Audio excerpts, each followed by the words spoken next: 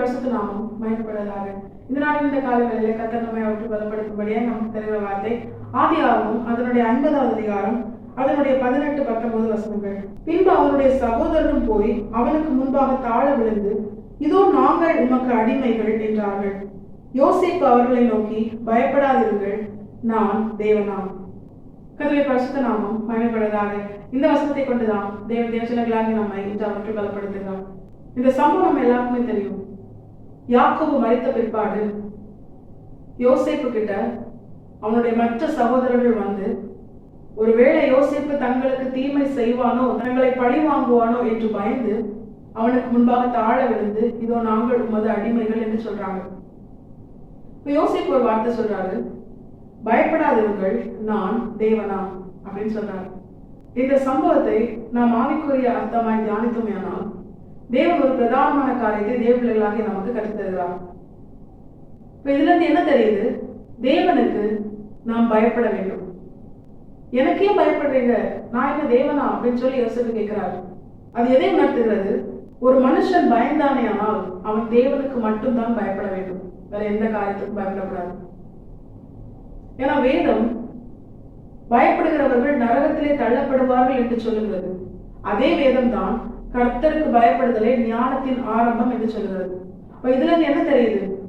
கர்த்தருக்கு பயப்படாம ஒரு மனுஷன் வேற எந்த காரியத்திற்கு பயந்தாலும் அது பாவம், நரகத்திலே தள்ளப்படுகிற அப்படிப்பட்ட கொடிதான பாவம். ஏன் தெரியுமா?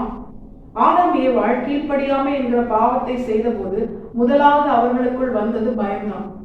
அவர்கள் தேவனுடைய சத்தத்தை தோட்டத்திலே கேட்டு தாங்கள் நிர்வாணிகளா இருந்ததுனால பயந்து ஒழித்துக் கொண்டார்கள். தேவனுக்கு பயப்படாமல் மற்ற காரியங்களுக்கு ஒரு மனுஷன் பயப்படுகிறானே ஆனால் அவனுக்குள் பாவம் இருக்கிறது என்று அர்த்தம். ஒரு மனுஷனுக்குள்ள கர்த்தருக்கு பயப்படுகிற பயம் இருந்ததே ஆனால் அவன் பாவம் செய்ய மாட்டான். அப்படி கர்த்தருக்கு பயப்படுகிற பயம் இல்லாததுனாலதான் அவன் பாவம் செய்யறான். பாவம் செய்த பிற்பாடு அந்த பயம் இன்னும் அதிகமாகும். அதன் பிற்பாடு அவனுக்குள்ள எதை பார்த்தாலும் பயப்படுற அப்படிப்பட்ட ஒரு நிலை வந்துடும். கர்த்தருக்கு மட்டுமே தேவ பிள்ளைகளாகி நாம் பயப்பட வேண்டும், வேற எதுக்கும் பயப்படக்கூடாது. அது மாத்திரமல்ல, இங்க யோசேப்பின் சகோதரர்கள் பயந்ததுனால அவங்க என்ன பண்றாங்க? தங்களை யோசேப்புக்கு அடிமைகளாய் அர்ப்பணிக்கிறாங்க. தேவ பிள்ளைகளாகி நம்மிடத்திலும் நம்முடைய தேவன் எதிர்பார்ப்பது அதுதான். அவர் நம்மை பிள்ளைகளாய் ஏற்றுக்கொண்டார். அது அவருடைய கிருபை, அவர் நம்மை வைத்த அன்பு. வேதம் தேவ பிள்ளைகளாகி நமக்கு காண்பித்து தருகிற வழி என்ன தெரியுமா? நாம் நம்மை அவருக்கு அடிமைகளாய் அர்ப்பணிக்கணும். அதுதான் உண்மையாய் கர்த்தருக்கு பயப்படுகிற மனுஷனின் அடையாளம். எப்பொழுது ஒரு தேவ பிள்ளை கர்த்தருக்கு பயந்து கர்த்தருக்கு பிரியமான கிரியைகளை நடப்பிக்க அவன் தீர்மானிக்கிறானோ அவன் தன்னை தேவனுக்கு அடிமையாய் அர்ப்பணிப்பான்.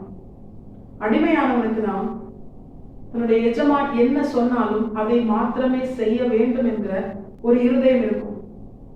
அவர் நம்மை பிள்ளைகளாய் ஏற்றுக்கொண்டார், ஆனால் நாம் நம்மை அவருக்கு அடிமையாகத்தான் அர்ப்பணிக்கணும்.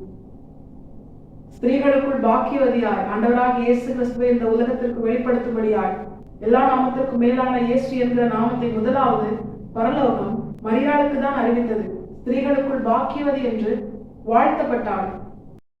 ஆனாலும் மரியாள் தன்னை இதோ நான் ஆண்டவருக்கு அடிமை என்று சொல்லிதான் தன்னை அர்ப்பணித்தாள். யார் கர்த்தருக்கு தன்னை அடிமைகளாய் அர்ப்பணிக்கிறார்களோ அவர்கள் தான் உண்மையாகவே கர்த்தருக்கு பயப்படுகிறவர்களாய் இருக்கிறார்கள். அடிமைகளாய் அர்ப்பணிப்பதுனா என்ன அர்த்தம்? ஆண்டவர் சொல்வதை மட்டுமே செய்கிறவர்களாய் இருப்பாங்க. வேதம் அதுதான் சொல்கிறது. கர்த்தருக்கு பயந்து அவருடைய வார்த்தைக்கு தேவ பிள்ளைகளாக்கி நாம் செவி கொடுக்க வேண்டும். அதை நாம் நம்முடைய வாழ்க்கையில செயல்படுத்த வேண்டும். இதனாலும் தேவன் தேவ பிள்ளைகளாக்கி நமக்கு எச்சரித்து உணர்த்துவதுதான், கர்த்தரை தவிர்த்து வேற எந்த காரியத்திற்கும் பயப்படக்கூடாது. அதிகாரமோ உலகமோ மாம்சமோ பிசாசோ எப்படிப்பட்ட பிசாசுகள் ஏற்பட்ட மனிதர்களோ சூழ்நிலைகளோ எது நமக்கு முன்பாக எழுந்து நின்றாலும் அதற்கு நாம் பயப்படக்கூடாது. கர்த்தருக்கு மட்டுமே பயப்படணும். கர்த்தருக்கு பயப்படுகிறவனின் அடையாளம் அவன் தன்னை கர்த்தருக்கு அடிமையாய் அர்ப்பணிப்பான். அடிமையானவன் எஜமான் சொல்லுகிற எல்லா கட்டளைக்கும் கீழ்ப்படிந்து செயல்பட வேண்டும். தன்னுடைய சுயத்திற்கு அவன் முக்கியத்துவம் கொடுக்க முடியாது. நாம் நம்முடைய வாழ்க்கையில நம்முடைய எஜமான் ஆண்டவராக இயேசு கிறிஸ்து சொல்லுகிற எல்லா வார்த்தைக்கும் அவர் நமக்கு எழுதி கொடுத்திருக்கிற எல்லா கட்டளைகளுக்கும் கீழ்ப்படிந்து நாம் நம்முடைய வாழ்க்கையில் வாழ்ந்தோமேயானால் நாம் நம்மை அவருக்கு அடிமைகளை அர்ப்பணித்து அவருக்கு பயந்து வாழ்கிற தேவ பிள்ளைகளா இருக்கிறோம்.